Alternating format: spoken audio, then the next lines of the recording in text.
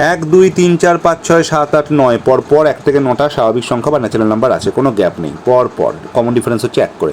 তাহলে যোগ করব কেন? ফাইন্ড দ্য অ্যাভারেজ মানে মিন, মানে হচ্ছে গড় বের করতে হবে। গড়ের সিস্টেম নিশ্চয়ই জানি, total number by number of units বা নাম্বার অফ নাম্বারস, অর্থাৎ 1 থেকে 9 অবধি যোগ করবো, আর 9টা সংখ্যা আছে বলে যত হলো যোগফলটা তাকে 9 দিয়ে ভাগ করবো। এই তো গড়ের বা অ্যাভারেজ বের করার প্রসেস। এবার 1 থেকে 9 অবধি কোনো গ্যাপ নেই তো, স্বাভাবিক সংখ্যা 1 থেকে 9 অবধি যোগফল কত হয়? 45। যদি না বিশ্বাস হয় দেখে নাও, 1 + 2 মানে 3, 3 + 3 মানে হচ্ছে 6, 6 আর 4 10, আর 5 15, আর 6 21, আর 7 হচ্ছে 28, আর প্লাস 8 হচ্ছে 36, প্লাস 9 হচ্ছে 45। যদি এরকম করে কেউ যোগ করে না, কারণ 1 থেকে 9 অবধি স্বাভাবিক সংখ্যার যোগফল তো এমনিই মনে থাকে 45। আর এর একটা ফর্মুলাও হয়, যেহেতু এটা এপি বা অ্যারিথমেটিক প্রোগ্রেশন, বাংলায় সমান্তর প্রকৃতি, সম অন্তর্জাল, 1 করে গ্যাপ।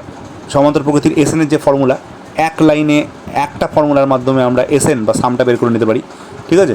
সেটাও যদি জানা না থাকে তাহলে আমি পরে অন্য একটা ভিডিওতে এপি বা অ্যারিথমেটিক প্রোগ্রেশনের সাম বের করা, টার্ম বের করা, এগুলো বুঝিয়ে দেবো একদিন একটা অন্য ক্লাসে, সেপারেট ক্লাসে।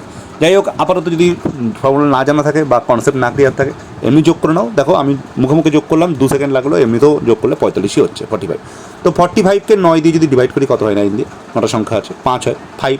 ফার্স্ট অপশানটাই হচ্ছে কারেক্ট অপশান, এটাই হচ্ছে গড় বা অ্যাভারেজ।